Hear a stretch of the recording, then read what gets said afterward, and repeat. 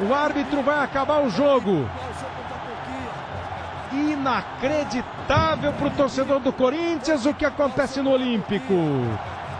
Apita Alício Pena Júnior, o jogo acabou. O jogo acabou e a esperança do Corinthians termina junto com o apito final. A esperança de permanecer na Série A do campeonato.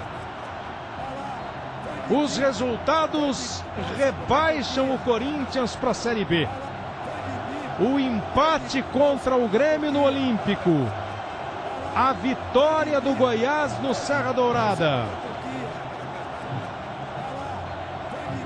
E agora, cada um do seu jeito reage. Jogadores como o Betão, capitão do time, que nasceram no Corinthians, passaram uma